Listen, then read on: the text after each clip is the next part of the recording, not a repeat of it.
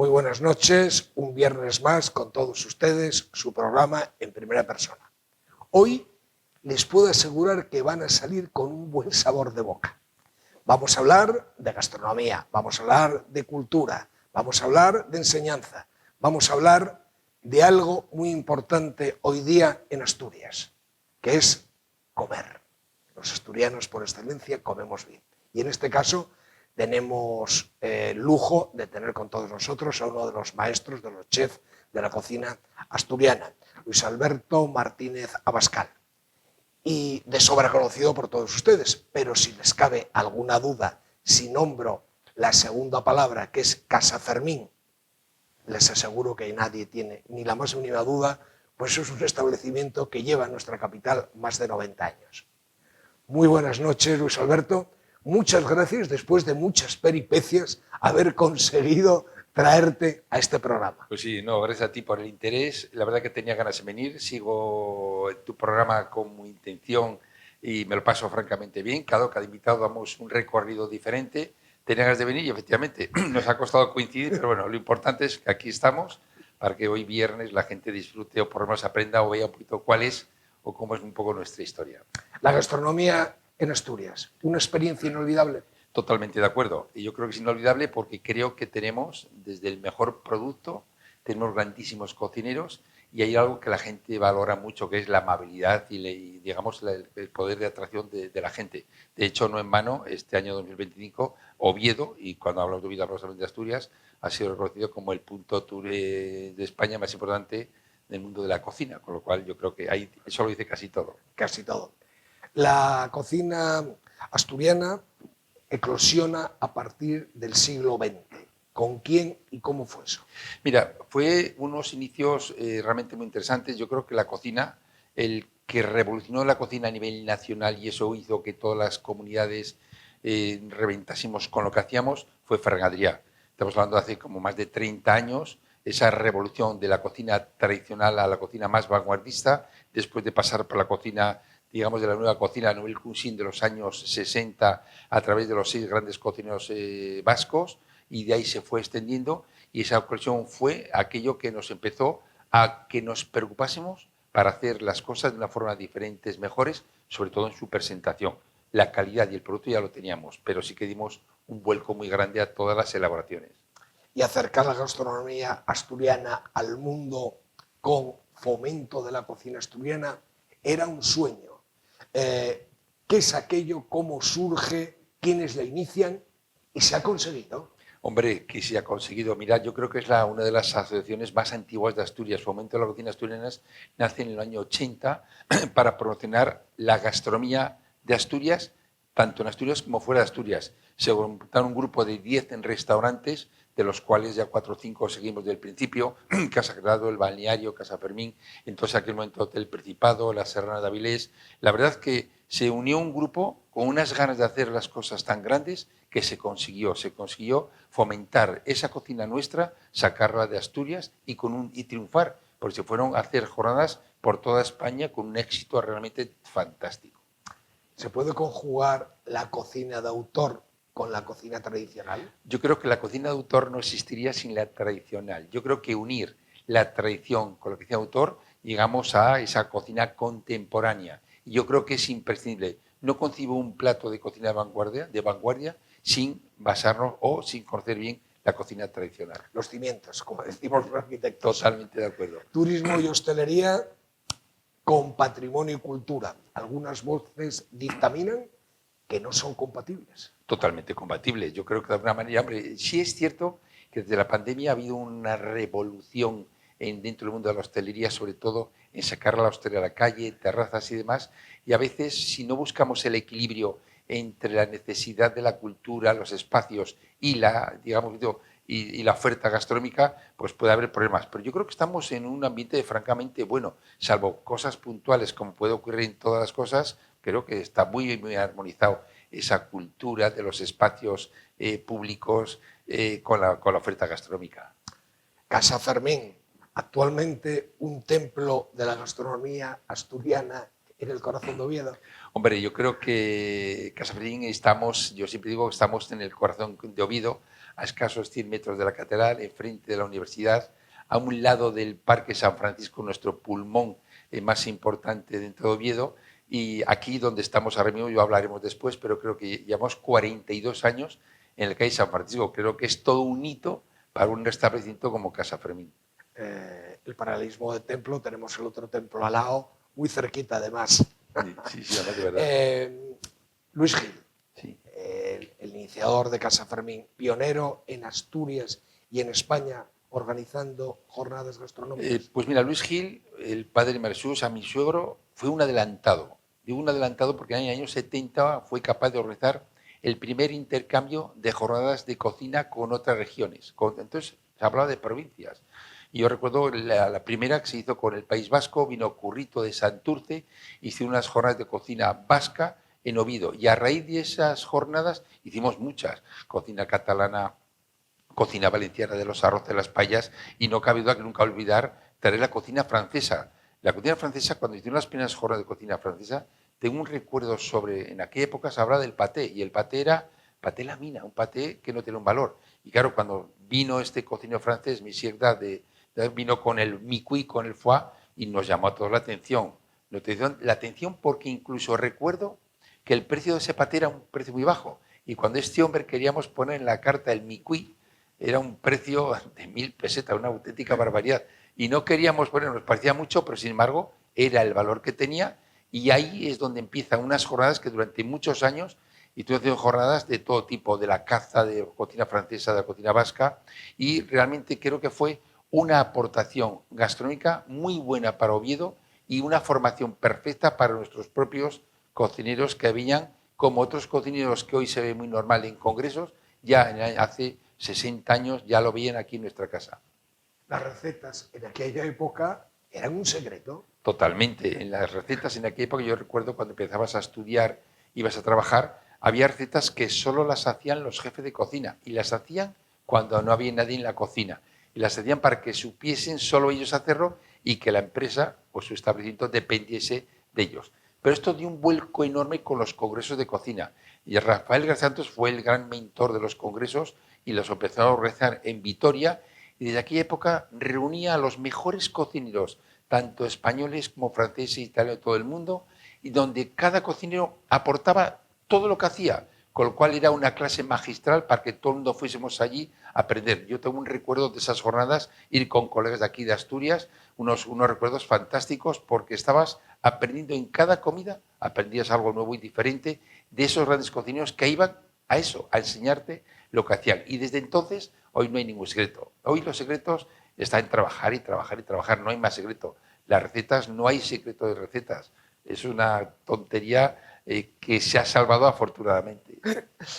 Vamos a cambiar. Usted nace en Alfaro. Cuénteme ese entorno familiar, padres, hermanos, familia, esa infancia. Pues mira, pueblo de Alfaro es un pueblo pequeñito de la Rioja Baja, estamos en la ribera con Navarra y La Rioja. Yo jamás en mi vida me había planteado trabajar en hostelería bajo ningún concepto porque no lo había ni pensado. Y bueno, en aquella época realmente, pues incluso, he de reconocer que como estudiante, pues me costaba, no sacaba muy buenas notas. Y recuerdo que en aquella época, si no estudias vas a trabajar. Y recuerdo que un verano, después de suspender alguna, pues me puse a trabajar en el Hotel Palacios de Alfaro, un hotel que ha sido una auténtica escuela, porque por ahí han pasado grandísimos profesionales. Y bueno, empecé a trabajar. Pero muy joven, ¿no? A los tenía 13 años. 13, 14 años. Y entonces, un verano, volví a estudiar al bachiller. Al siguiente verano me gustó y volví. Y bueno, luego ahí en el hotel, pues sí, realmente había un director, Antonio Pérez Gil, un gran profesional de la hostelería, y me propuso ir a estudiar a Madrid, con lo cual... Algo le vería. El año 73, querer ir a Madrid o que ir a Madrid te asustaba, no es como ahora, ya a esa edad los chavales han recorrido medio mundo, en aquella época no. Y dije, bueno, sí voy, pero solo no, con alguien más. Y había otro compañero, Miguel Ángel López Garrido, y nos fuimos los dos a estudiar a Madrid. Hicimos las pruebas de acceso y nos fuimos a Madrid. Fue una experiencia, yo creo que ha sido el paso más importante. Por lo contrario, en mi familia, ni mis padres ni mis hermanos, nadie estábamos vinculados con la hostelería. Y usted, el alumno más galardonado de su promoción. Cuénteme alguno de sus galardones. Bueno, esa fue una cosa curiosa, ¿no? Si era mal estudiante del bachiller y cuando llegó a la Escuela de Hostelería de Madrid, pues hacía lo que me gustaba, se me daba bien. y entonces pues conseguí varios premios, fui a representar a la Comunidad de Madrid en 2 categorías, luego a la nacional, y eso despertó realmente un interés por ser algo diferente. Y sí, efectivamente, durante 3 años fui el alumno mejor valorado de la Escuela de Hostelería de Madrid, con lo cual eso me dio una subida de adrenalina que realmente pues me hizo, no sé, pues meterme de lleno en todo este mundo.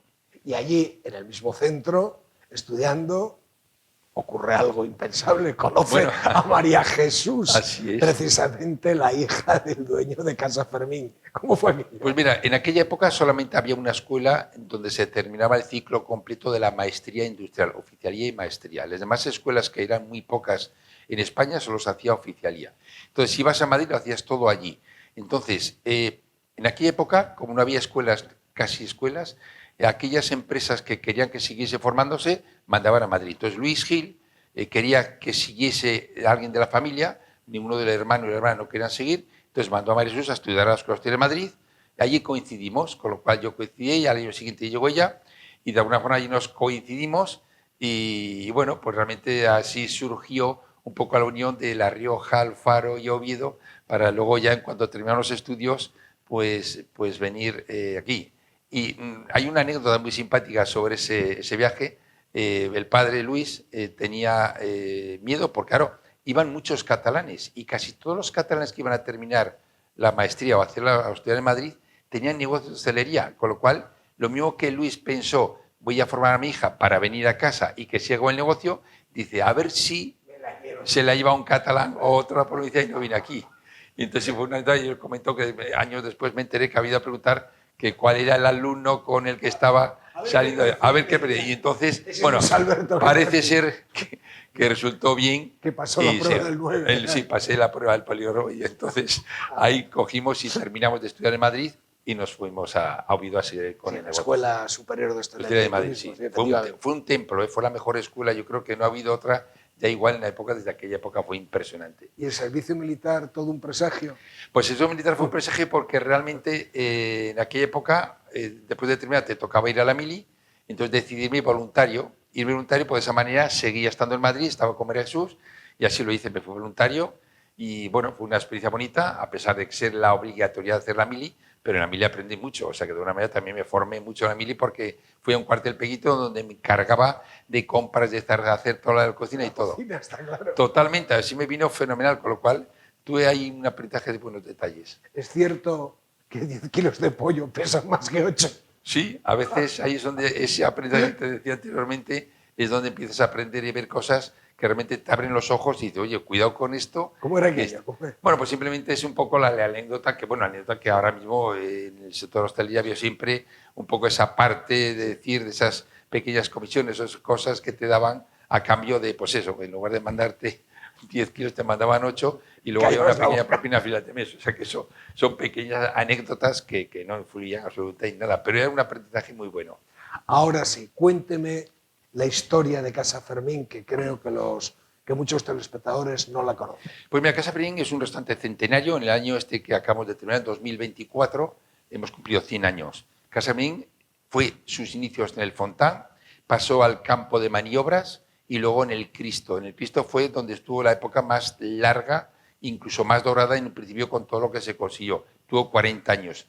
Y en marzo del 83 decidimos bajar del Cristo a la calle San París, donde estamos actualmente, con lo cual llevamos aquí ya 42 años, siendo Fermín García y Ana Martínez los iniciadores de lo que era Casa Fermín, él como sidrero, que era un mesonero, que era un sitio de meriendas, ella la cocinera, la abuela Anita, y después ahí siguió con el negocio Ana, la hija, y ya aparece Luis Gil también como, digamos, añadido a la familia, un economista, tiene un agente de publicidad, y ahí es donde Luis revolucionó todo lo que era la cocina asturiana, tanto dentro como fuera de Asturias, que es por lo que vino luego las jornadas y todo. Y a partir de ahí, cuando nosotros terminamos en 1977, tenemos en Madrid, y es cuando María Jesús nos venimos al restaurante para continuar como tercera generación y ya tenemos en puertas la cuarta generación. Inicialmente, Met, ¿cómo les surge la afición por la cocina? Pues también un poco de rebote, porque yo cuando vine no estaba más casi fuera que en la cocina. Por eso lo digo. Pero el hecho de ver a tantos cocineros, ver su capacidad de sacrificio, de conocimientos y cómo elaboraban platos tan dispares, vi esa cocina francesa, esa cocina vasca, la catalana, dije, esto me gusta.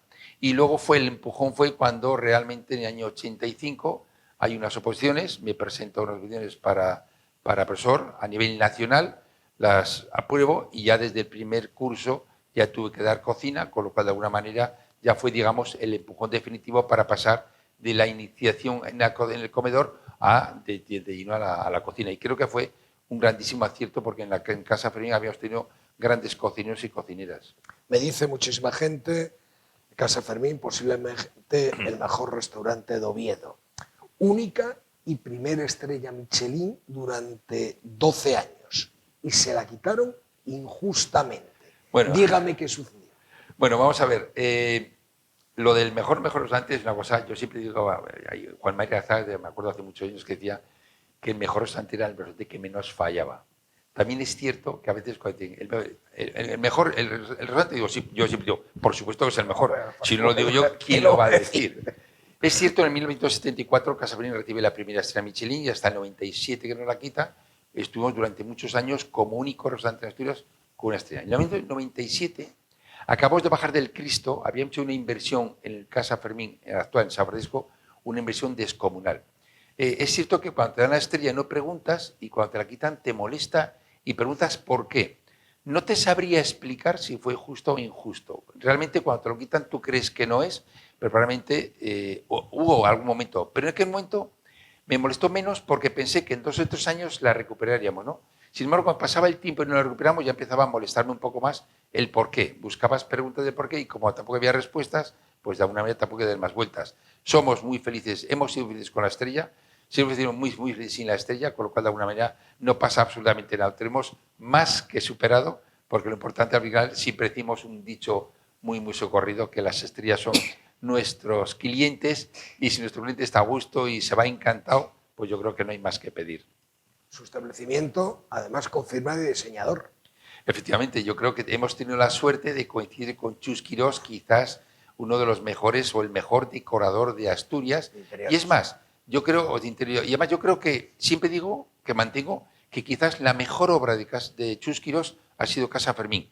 42 años, entras en nuestro restaurante y se ve todavía moderno, actualizado. Se ve, es un restaurante totalmente contemporáneo, con toques muy modernos, con una tradición en el mármol travertino, en la madera, y cómo se montó, cómo se hizo, yo creo que de alguna manera que es una de sus grandes obras. De hecho, la última reforma que hicimos ya también con él, porque ya luego falleció al poco tiempo, en el 2004, hicimos una reforma en la parte de abajo de los comedores privados, y también dijimos, mira, Chus, queremos que sea una decoración atemporal, que dure en el tiempo, que no se canse la gente en poco tiempo.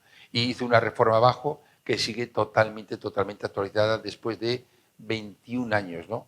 Y ahora es cierto que cualquier reforma, cualquier cosa que hacemos, contamos mucho con Miguel Pando, que es un decorador que ya estaba con Chus Quirós, unió el trabajo con Chus Quirós y en Casa Fermín, y estamos encantados. No hacemos nada en lo que es el restaurante sin contar con él, que es el que realmente entiende o ve cuál es la perspectiva de la decoración interior. Sí, la palabra exacta es atemporal, yo creo. Propóngame un menú para degustar en su casa.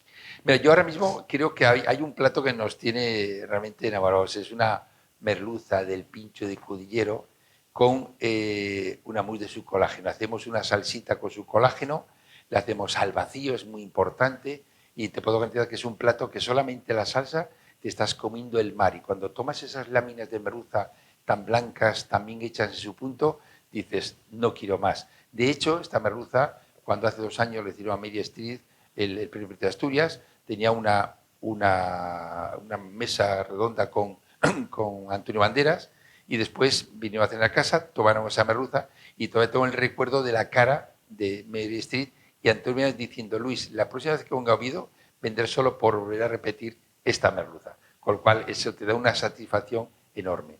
¿Y algunos platos suyos que han dejado y dejan huella? Mira, en la cocina haces cosas que gustan, las mantienes el tiempo, las mantienes X tiempo, te cansas un poco de ellas, haces cosas nuevas. Claro, si haces algo nuevo hay que quitar lo anterior. Y no sé, en nuestra casa ha sido un clásico grande el taco de salmón ahumado con yogur, unos germinados y un aceite de vainilla que ha sido un plato espléndido. una pequeña tontería que hicimos en un momento con los caramelos de morcilla con salsa de cerezas, otra de las grandes cosas, y luego de alguna manera, potenciamos mucho los productos de temporada. Creo que ahora mismo una de nuestras joyas son las verduras de temporada. Ahora mismo estamos con alcachofas, con espárragos. Yo creo que si somos capaces siempre de mantener el interés por la temporalidad de los productos, yo creo que eso es el éxito, que el cliente, la gente quiera comer lo que hay hoy, no lo que es más adelante o de invierno o de otoño. ¿Con qué compañero le gustaría poder crear un menú para su restaurante? Mira, es difícil decir un compañero. Yo te diría que con el grupo de fomento somos un grupo muy unidos, no solo como colegas, sino como amigos. Y aquí tenemos amigos de toda la vida. Nos conocemos desde hace más de 40 años con Pedro Morán. Hemos hecho 40.000 cosas. Con Miguelo, que ya falleció, pero ahora tiene sus hijos, Javier, Isaac, son dos auténticos maestros de la cocina, donde cualquier cosa que hagamos con ellos vas a triunfar seguro. Y luego se han ido incorporando otros grandes cocineros, como Ricardo, como David. Tenemos un grupo de fomento que si de algo tenemos que presumir, además de trabajar bien o muy bien cada uno en su casa, somos grandes amigos y con ellos al fin del mundo. ¿Qué o quién le ha impactado en una cocina? A mí quizás el que más me ha impactado en una cocina ha sido Ferran Adrià. Recuerdo cuando fui a comer la primera vez al Bulli, me quedé tan sorprendido que no sabía con qué plato quedarme. Lo que sí fue rompedor de tal manera hasta el punto de que ahora te puedo decir, comer una espuma de humo, un aire de humo, y es que ¿cómo es posible? Pues sí, te estabas comiendo a bocanadas el humo cuando el humo puede ser desagradable, pero estaba ahí trabajado. Y a partir de ahí, cualquier cosa o técnicas que él aplicó en la cocina, cada técnica que aplicaba era algo sorprendente. Tan sorprendente como que dices, esto es mejor que la anterior, pero claro, llega un momento en el que igual tocas siempre el techo, pero Ferran Adrià ha sido realmente el que ha revolucionado la cocina. Y a veces decimos que Ferran Adrià, de no haber existido, haber que haberlo inventado porque ha sido la clave no solo de miles de cocineros, porque por su casa han pasado muchos cocineros y grandísimos cocineros. Luego hay cocineros en España que son auténticos maestros y como personas como Pedro Subijana, Lorenzo Cañas, se podría contar una serie de cocineros que son unos tíos fantásticos como cocineros y sobre todo como personas. Y pasar muchos famosos. Hombre, los de famosos tenemos la suerte que Asturias, tenemos los premios Príncipe su momento, ahora los premios Príncipe de Asturias, lo que ayuda que es un acontecimiento que nos pone en el mapa mundial. Durante la semana de los premios somos el epicentro del mundo cultural, ¿no? Y entonces ahí realmente, pues todos los años, todos los premiados, tenemos la suerte de que la mayoría pasan por nuestra casa y es un auténtico lujo y un auténtico placer, como cualquier otro cliente. No es que sea ni mejor ni peor, lo que pasa es que, claro, es más llamativo pues tener grandes físicos de la cultura, del deporte y todo, pues también te hace un poquito, te da un poco un subido, decir que qué bonito es esta profesión. Guillermo Martínez, cuarta generación, da tranquilidad. Que si da tranquilidad, te puedes imaginar la tranquilidad que tenemos con Guillermo, cuarta generación, con el añadido que su mujer Laura también está dentro, mano a mano con la cocina, con lo cual la cuarta generación la tenemos asegurada y eso nos da una tranquilidad enorme. De no ser por él, igual ni estamos tan tranquilos ni estaríamos mucho más preocupados, te lo puedo garantizar. Compagina su trabajo en el restaurante con la docencia, enseñando en la Escuela de Hostelería de Gijón, ¿no? Así es, hemos estado durante 37 años compaginando restaurante y docencia. En los dos sitios me lo he pasado muy bien, han sido cosas que me gustan, la cocina está claro que sí, y la docencia también, han sido muchos los chicos que han pasado por las clases y hemos tenido todo, grandísimos alumnos, espectaculares, y realmente es ahí donde ves que es una especie de sembrar un campo donde luego te los encuentras por todos los sitios. Me he encontrado a exalumnos por muchas partes de España y del mundo, con lo cual de alguna manera demuestra la importancia de la formación.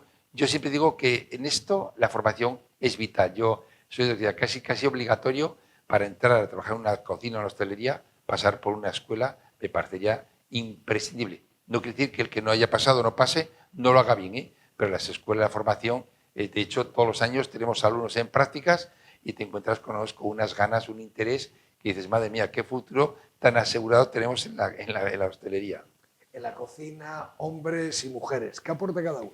Pues mira, yo creo que hay siempre con la cosa de hombres y mujeres, Es curioso cómo vamos ahora con la hostelería, igual hay más chicas que chicos haciendo cocina, y sin embargo luego el mundo laboral, probablemente la mujer, el tema familiar, la reconciliación familiar no es lo mío, lo tiene mucho más fácil el hombre que la mujer, pero las mujeres, yo tengo alumnas fantásticas, en nuestra cocina tenemos alumnas y realmente una de las cosas que más ha cambiado en nuestra casa ha sido el comedor.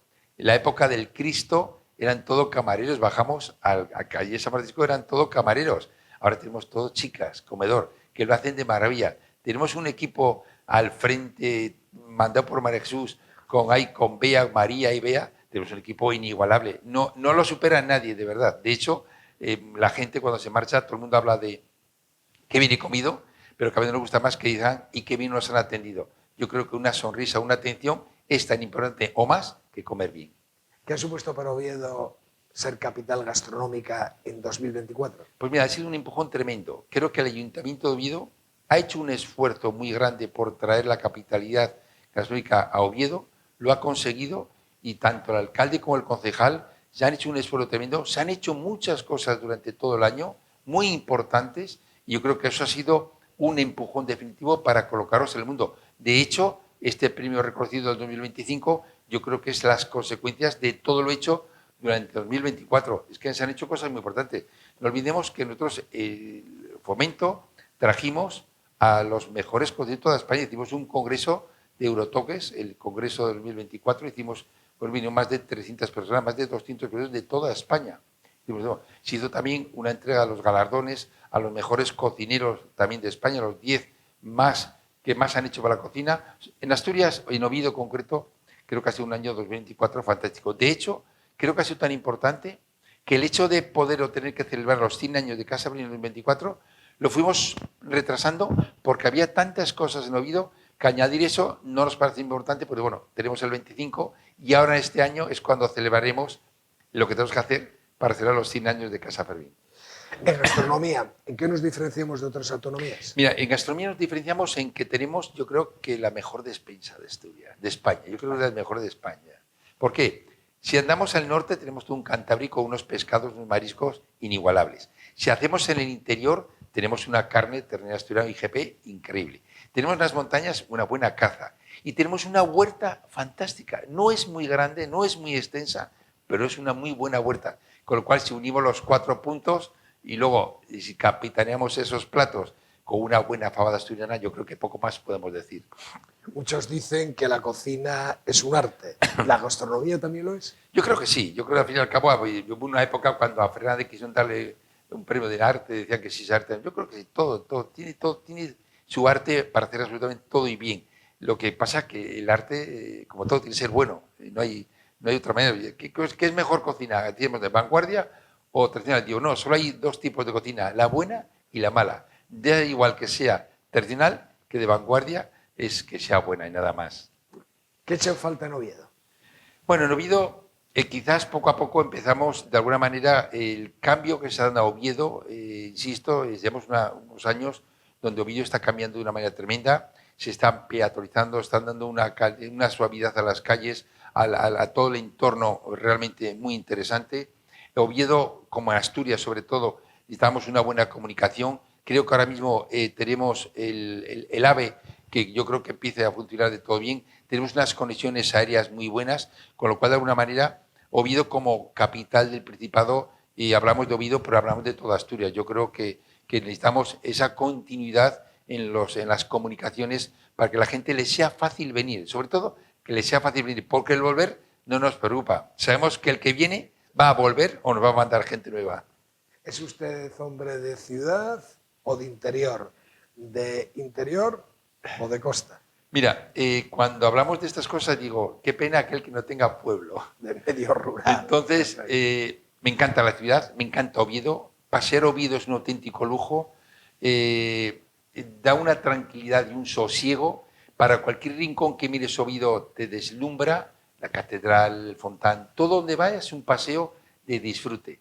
Y luego tengo la suerte de que cuando me voy unos de vacaciones, me voy al Faro, donde cambio totalmente el ritmo de lo que es la ciudad a un pueblo pequeño, donde las tradiciones de los pueblos, de las fiestas, los encierros y cosas de estas te hacen vivir las fiestas de una forma distinta. Entonces, de alguna manera, no sé ahora definirte. Disfruto en Oviedo como ciudad, por la ciudad que es en sí, y me encanta el pueblo rural. Por eso digo que aquel que no tenga pueblo no me da un poco de pena. ¿Libros, cine, televisión o espectáculos en directo? Pues mira, yo creo que los espectáculos en directo tienen un valor añadido muy importante. Los últimos años nuestros hijos nos han regalado algún concierto a María José y a mí y hemos disfrutado mucho en directo. El mundo del libro, la enseñanza, me ha obligado a veces, obligado por querencia, por querer tener muchos libros y me encantan los libros. El tema, yo creo, se lee un libro y ya estabas comprando el libro porque te gustaba. Muchos libros incluso para no haberlos leído, pero saber que tenías un libro en la biblioteca y tenías esa seguridad ¿Dónde de ir? dónde te ir. Sí, sí. Televisión, veo muy poca televisión, con lo cual de manera tampoco lo he hecho mucho de menos, no creas. ¿Prefieres soledad o compañía? Compañía, siempre. Vamos a ver, en La Rioja somos muy de celebrar todo con comidas. ¿Qué hacemos? Comemos. ¿Qué hacemos? Cenamos. ¿Qué hacemos? El vermú. No, siempre la compañía. La soledad a veces viene bien para pensar o meditar un poco, pero la compañía. Y donde estén unos buenos amigos, aparte familia y amigos, yo creo que esto es lo mejor. Yo cuando voy al Faro, tengo allí a mi mejor amigo, que somos amigos desde que tenemos los 3 años. Y hacemos todos juntos, viajamos vacaciones juntos, vamos allí, comemos con ellos, y para mí estar en casa de Manu y Dori, estar en mi casa. Por eso digo que siempre en compañía. En la hostelería asturiana escuché decir que el trabajador es quien pone las condiciones. Hombre, estamos... Mira, yo siempre digo que lo mejor que tiene una empresa, lo mejor es el trabajador. Sin trabajadores no existe la empresa, es un banco de 3 patas, trabajador, empresa y clientes. Bueno, sin trabajadores no concibo la empresa. Y a la vez digo, de forma paralela, que lo más difícil de gestionar que tiene una empresa hoy es el trabajador. Sinceramente, hay que buscar un equilibrio entre empresa y trabajador y ese equilibrio tiene que ser para que esté todo el mundo a gusto. Yo como empresario estoy a gusto y tú como trabajador también. Y entonces, si estamos los dos a gusto, seguro que hacemos un equipo fantástico para que cuando los clientes vengan a nuestra casa se marchen encantados. Pues se dice que en este sector se vive mal y se trabaja mucho. Hombre, es un sector en el que afortunadamente estamos cambiando mucho las normas. Sí ha sido un sector en el que se han trabajado muchas horas, tanto los propietarios como los trabajadores. Y yo no estoy de acuerdo en eso. Yo creo que hay que segmentar muy bien las horas, hay que trabajar lo que hay que trabajar, los tiempos que tenemos que estar, pero no de forma ilimitada. Y es cierto que se trabajaba mucho, con lo cual si trabajas mucho no es tampoco tan feliz y ahora con ese equilibrio reducimos los horarios tanto para el trabajador como para la empresa para que todo el mundo esté mucho más a gusto, esté realmente mucho más feliz y sobre todo que haya una conciliación familiar de que un trabajador tenga a su hijo, su familia, que pueda disfrutar de su familia y por supuesto de su trabajo. ¿Cómo se debe afrontar la carencia de mano de obra y especialmente la cualificada? ¿Tiene solución?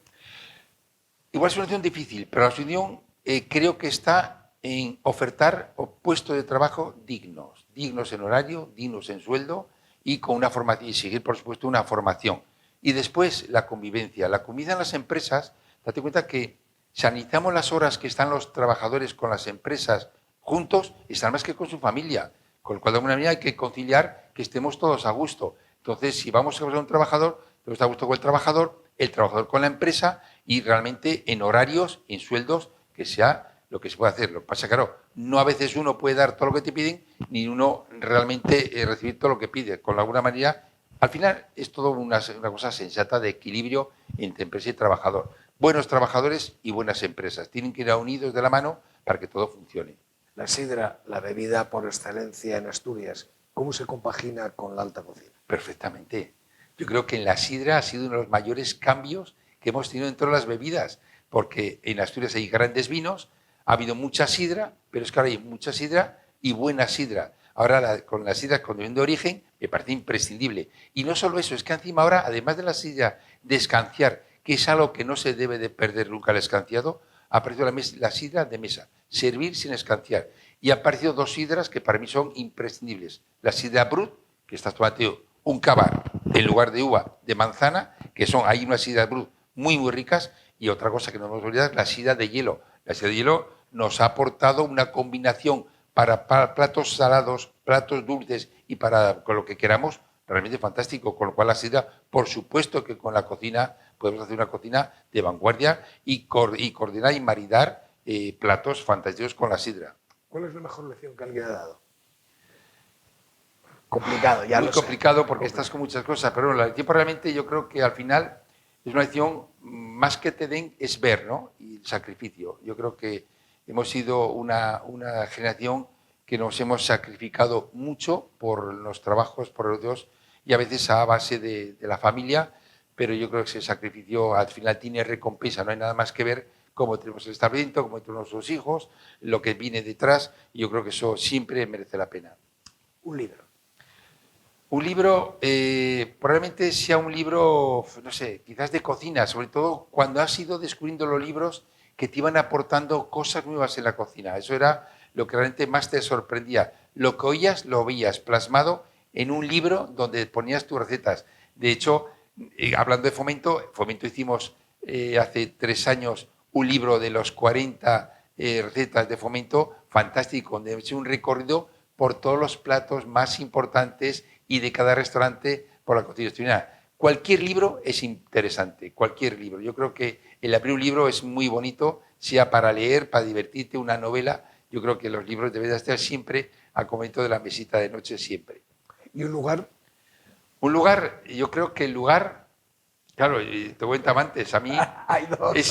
no sé, yo reconozco que en mi familia, como María Jesús, he abusado de Alfaro, porque durante muchos años hemos ido a Alfaro, teníamos un día, 2 días a Alfaro. De hecho, Guillermo, me acuerdo cuando era pequeño que él decía que era riojano, hasta que se dio cuenta, claro, en la edad que no era riojano, que era de Oviedo, asturiano, pero le encanta Rioja. De hecho, ahora mismo mi hijo o mi hija tienen en Alfaro sus cuadrillas de amigos como las tenemos nosotros, con lo cual es un lugar al que nos gusta ir. Pero también es cierto que después de tanto tiempo, pues además de Alfaro, el viajar. Yo creo que los viajes me parecen muy importante, el conocer sitios nuevos, destinos nuevos, y bien acompañado me parece imprescindible. ¿Quién ha dejado huella en su vida? Hombre, yo creo que voy en mi vida, creo que quizás la convivencia. Yo ahora mismo, Luis fue una persona que nos inculcó una hostelería fantástica y luego esa forma de inculcarlo me está dejando huella mucho María Jesús. María Jesús, sin ella no hubiera sido lo mismo. Una mujer trabajadora, una mujer con unos conocimientos y una amabilidad extrema. Yo creo que habrá pocas personas que atiendan la sala como la atiende ella, y es una huella que hemos compartido día a día. Y lo que estoy seguro es que tanto Guillermo como Laura, esa huella es que hemos dejado ahí pesado, ahí van a seguir, lo van a hacer, y lo están haciendo francamente muy bien. Ya pensando, si pienso, no sé, mis nietos, Elisa o Pablo o Dani, que ya es, bueno, que hagan lo que quieran. La quinta será muy difícil porque lo decimos en broma y a veces los padres miran como dicen, espera un poco, hay que esperar, de verdad. ¿Qué le gustaría que se hiciese realidad en un futuro? Yo en un futuro me gustaría que Casa Fermín se consolidase en el tiempo, son 100 años, y que dure los 20, 30, 40, lo que sea, y que dure esa generación. Y sobre todo, que lo haga disfrutando esta cuarta generación, disfrutando de lo que les hemos dejado, de lo que tengan que hacer, y que vean que su futuro está basado en una oferta de hostelería inigualable. ¿Sus próximos proyectos? Tranquilidad. Yo quiero ahora pasar el testigo. te ofrecen muchas cosas, pero yo creo que ahora tranquilidad porque realmente una vez ya dejando la enseñanza y dejando encarrilado que Casa Fermín siga con Guillermo y con Laura, pues yo creo que el proyecto para mí es que sigan adelante, que disfruten y yo ver cómo disfrutan y yo disfrutar de lo que hemos hecho y sobre todo de ellos. Y para terminar, la pregunta que siempre hago, ¿qué le gustaría hacer que no haya hecho? Pues mira, tampoco nunca me he planteado si hubiera hecho del otro. Yo creo que no hay una cosa que dijese, si hubiera hecho esto. Creo que hemos hecho lo que tenemos que hacer en cada momento, lo hemos disfrutado. Creo que la suerte y la vida nos ha correspondido en trabajo, en salud, en hijos y en todo. Yo creo que no tengo nada que digas si hubiera hecho esto mejor o otro. No que si algo que no he hecho hubiera mejorado lo que tengo. No lo creo, no lo sé. Pues bueno, Luis Alberto, lo que no cabe duda es que nos ha dejado un excelente sabor de boca. Y al igual que me lo ha dejado a mí, espero lo haya dejado a los telespectadores. Agradecerle una vez más su presencia y muchas gracias por estar esta noche. A vosotros y con ese sentido unido para que la gente pues bueno, nos conozca un poquito más, disfrute de toda esta pequeña historia y nada, Felipe, cuando quieras. Y a todos ustedes, muy buenas noches y emplazarles para el próximo viernes en su programa en primera persona. Muy buenas noches.